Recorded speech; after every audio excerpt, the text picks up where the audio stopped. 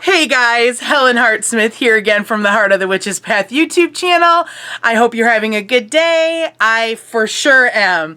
I might be a little giggly snarfy throughout this video because I just had a conversation with the roomie before I started filming, and she makes me laugh, and I will maybe explain a little bit more as we get into this. So if you're, if you follow the Facebook group, it's not a group, it's a page, the Facebook page for Heart of the Witch's Path, I shared today the video for a song that just like, I was watching the video for the first time, and it's a band that I've listened to before, but it was the first time kind of seeing the video and seeing the imagery and stuff. And I was like, oh my gosh, I'm like so inspired just from listening to this. And so that's why I shared it. And then as my day was kind of progressing and such, I was like, you know, what other music inspires me? When I'm trying to kind of put in the context of like what inspires me for meditation, what inspires me for my magic, for my path, for my spirituality, those things kind of started running through my mind, and I started thinking about, what have I been listening to lately? What evokes strong emotions in me? And so there were some names that were coming to my mind, and I wrote them down, and I'm like, well, this might be an interesting topic of conversation for us here, you and me on the channel. And, you know, maybe folks share some musical likes as I do, or maybe it will be, you know, a door opening for a group that somebody maybe hasn't heard of before. So I made my list, and I'm trying to keep this pretty organic. I've got a list with some brief notes, but I didn't want to overthink it and then have this video come off like super weird. So anyhow, I'm going to start with music that inspires me that is more like in a pop genre, that's a little bit more mainstream, maybe some of you have heard about. Let's kind of start there.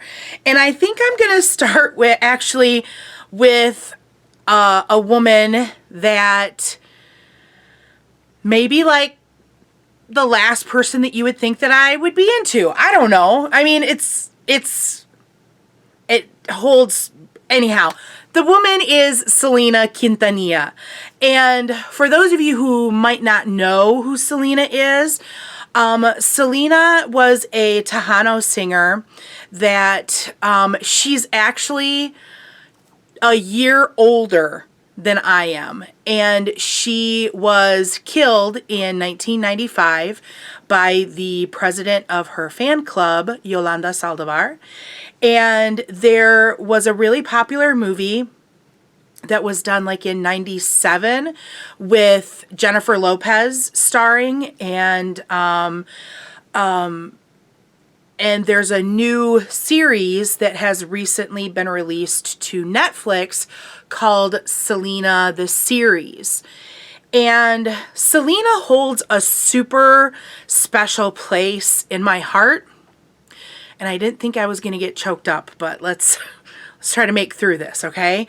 I knew of Selena before her death. And I had heard of Selena and heard her music because of a very dear friend of mine. We worked together. This was many, many years ago. We worked together, and this is my friend Dodie, and she actually happened to pass just this past summer. And she was an amazing woman, had a heart of gold. She was the youngest of 10 children, in a beautiful Mexican Catholic family that took a young, mid-20 something me and was adopted in their ranks, and just an amazing family. And so I heard of Selena from Dodie, and she would sing songs, and we would listen to them together. So I knew who Selena was, and I knew the promise that she held, because she was a huge Tejano star. So she was very big in the Latin community, and she was planning and working on a crossover album that would be English, that at the time of her death. And so when I think of Selena, I am inspired by the pure raw talent that she had, that inherent gift that she could entertain people, that she could sing with a voice that was amazing. She had a natural charm about her. She could make you feel incredibly comfortable. And those are qualities that I always like to kind of cultivate, like within my person. And so for me, Selena inspires me to, continue to grow in those ways. And I can see myself using her lyrics in spell work or ritual work or things of that nature. And I can definitely see her pure-heartedness coming through me in my path, and being a reminder to me of that. So there's Selena, the first person whose music inspires me. The next person goes even further back in my life than Selena, and that would be Tori Amos. I first heard of Tori when I was in college. A friend of mine introduced me to her music right about the time that her second album came out, and to this day, her second album remains my favorite. She has numerous CDs out. She's got an incredible sound to her voice. If you don't know of Tori, I highly suggest that you go out and find her. She plays a lot of piano in her music, and she's just phenomenal. And the way she inspires me is in the stories that she weaves in her songs were reminiscent of things that matter to me. They either were like things in life that happened to me as well, or I feel like I grew up on Tori Amos in a sense. And so when I'm feeling particularly moody, emotional, or whatever, it's her music that I turn to. She is the soundtrack of my emotional growth, so to speak. And she's on my bucket list of people that I haven't seen in concert that I would like to see before I die. So she's like the queen for me, kind of a thing. Moving on to the next group on my list. This is a group.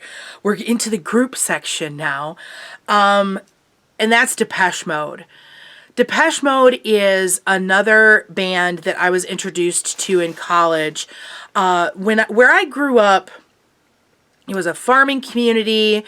Everybody listened to top 40. There was no real variance in the people that I knew. There were some people in school that, kind of walked the fringe a little bit, but I really wasn't exposed to them. I was pretty straight-laced back then, very, into church and band. Band was a big thing in my life. Yay, band geeks out there.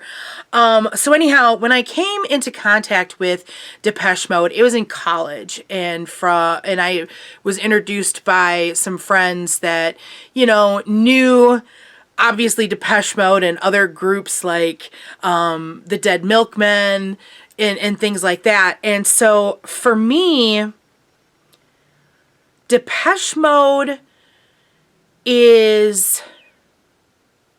like an anthem.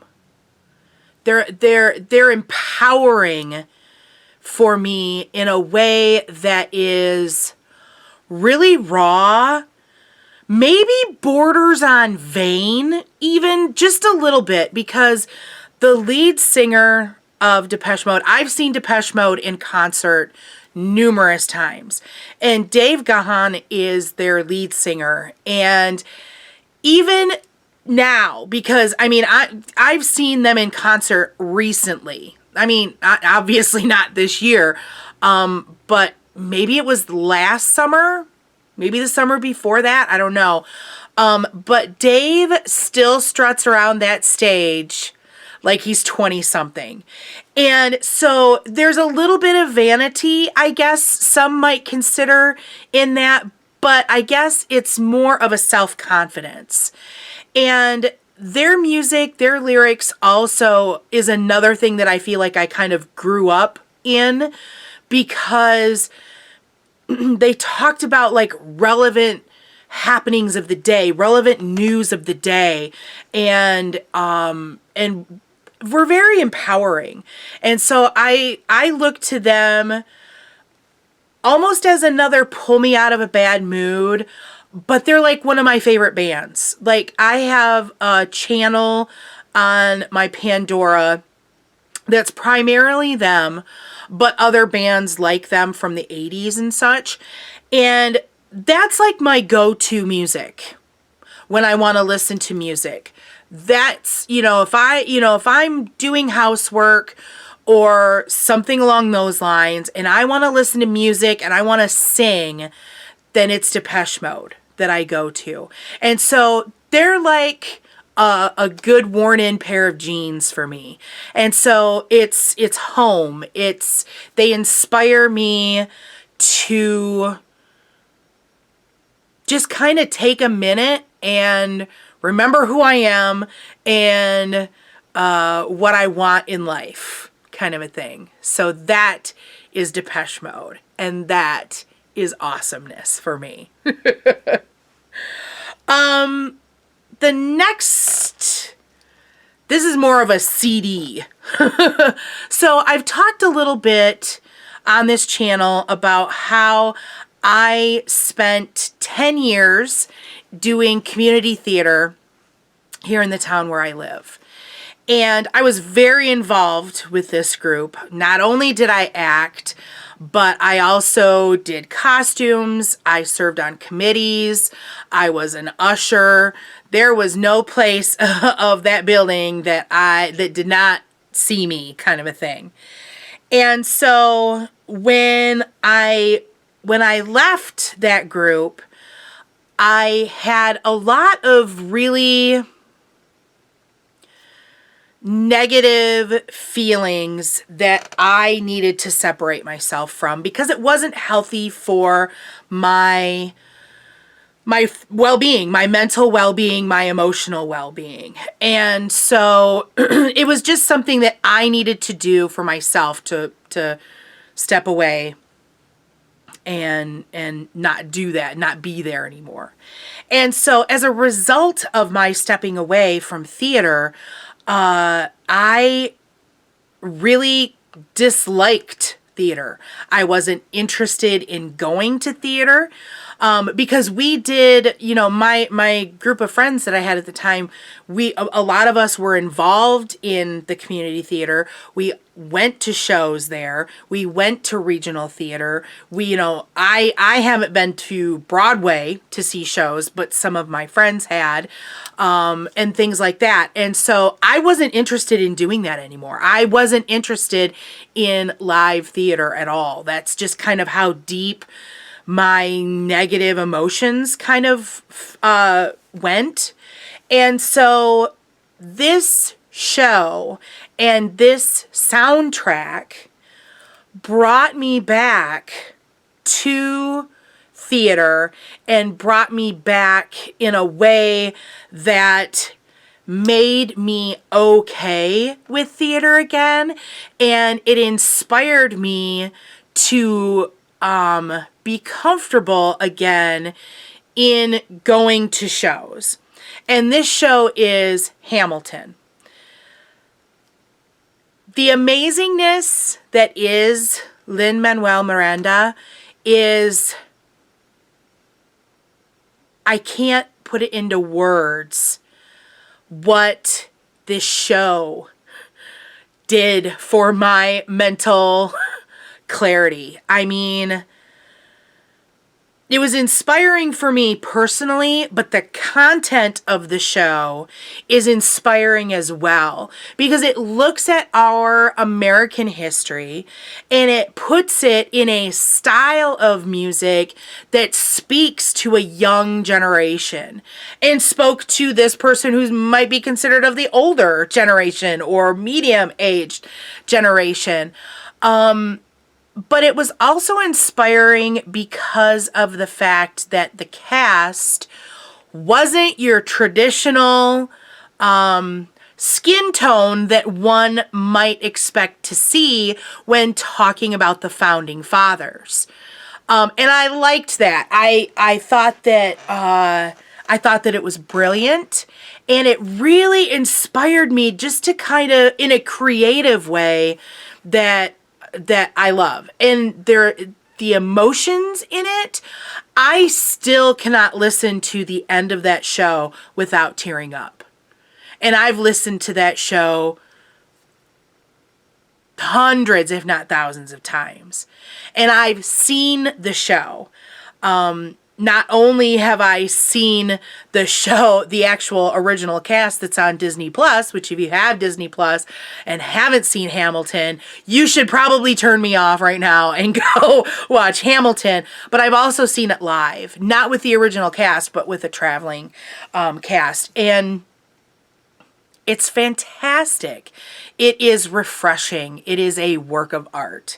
And so it inspires me to be creative and to, carry on that creativity, that it's kind of one of those things. It's an American dream, I guess, kind of a thing. So Hamilton, yeah, it's right there. It inspires me all the time.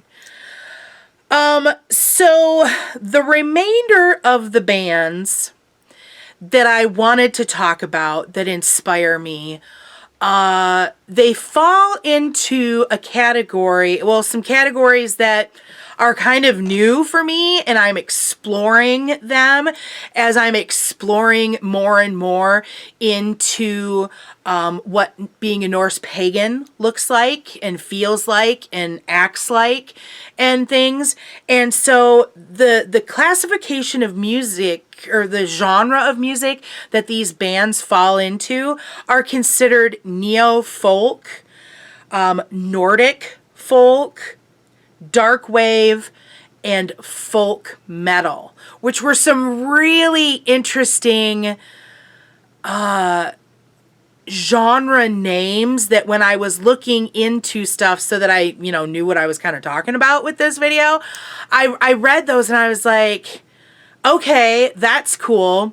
And I stumbled on some of these bands because I was looking for, music to meditate to. Music to play in the background as I was studying, reading. Music that I could listen to maybe when falling asleep.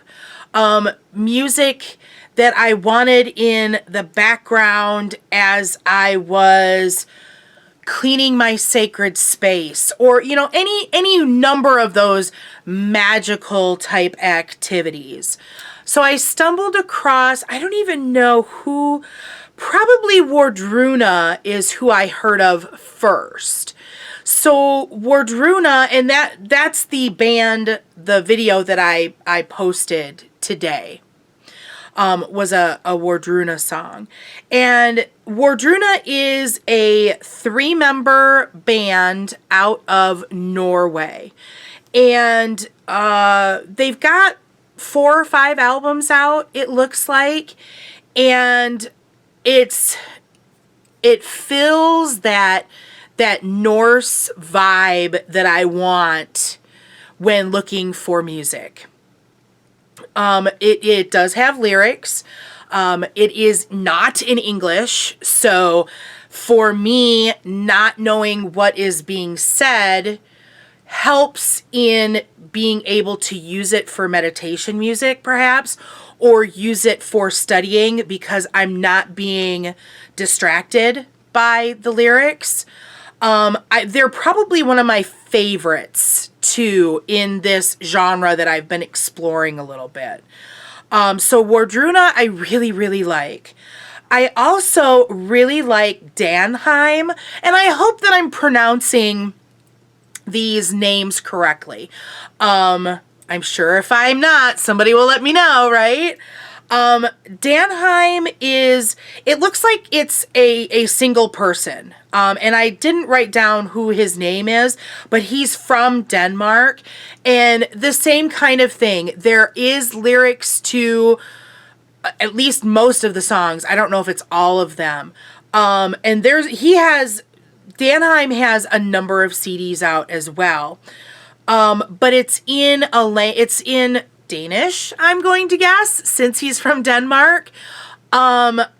And so it's something, again, that I can listen to, but I'm not going to be distracted by what the lyrics are saying. And it's kind of cool, too, because the lyrics are available with an English translation if you go online and look for them. But it's just music that helps put me in a mood and inspires me to work on my path. What is the next thing to learn? What is the next thing to do? What is the next book to read? Things like that, okay? Another group, and this is the one I'm really not sure of how to pronounce the name. I'm going to call it Heilung. Heilung? I don't know. Heilung.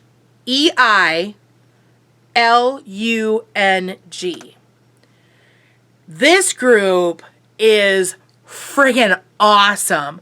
So this is made up of a bunch of members that are from Denmark, Norway, and Germany. And they have at least 5 albums out. And this was one of their videos that was actually a live performance, was suggested to me on my YouTube feed, and I watched them, and it's so cool. There's lyrics, but again, I don't understand the lyrics. But there is like this heavy percussion element to their music. There is a very if you're familiar with what a throat singer sounds like, I think I'm using the right thing. Throats, yeah, that's like from the Mongolia area. There's some of that element to their music. But then there's like this underlying synthesized, syncopated. They're very, very cool. And actually, I kind of like their live performances more than I like. Well, I like the albums too, the album music, but yeah, it's really, really cool. So and I guess I should say too that if there is a YouTube channel for each of these bands, because I know that Danheim and Wardruna and Heilung, I know that they each have a YouTube channel. So I will put a link to that in the description box. But like for Tori and Depeche Mode, I think, has, I will try to, if I can't put a channel, then I will at least put like maybe my favorite song, a link to my favorite song of theirs, okay? So you can get because I don't know if I can like really play music in this kind of a video. I don't want to get hit for copyright, so I'm not going to be playing any music. I mean, we're 25 minutes in here and you haven't heard any music, so you probably got that already. But I will make sure that you have links that you can go check them out if you so choose to, okay? And then there's a group called Faun, F-A-U-N, that my lovely friend Laura turned me on to. They are a group from Germany, and they've got a ton of albums too. They're a little bit more Renaissance-y, but again, and I think they actually have some English songs too, or English lyrics, I should say. But they're really fun. They're a very Renaissance feel. And so that is something that just kind of has a lot of upbeatness to it. So that, you know, puts those kinds of emotions out there in the air as you need them, kind of a thing. And so I like to listen to them as well. And then finally, there's a group from America called Blood and Song. Or no, Blood and Sun. And they've got about 4 albums out, it looks like. And it's rotating members. It sounds like there's one founding kind of individual, and then there's rotating members. Now, I originally found out about Blood and Sun from Rachel over at Tori Amos Oddities. She had suggested them.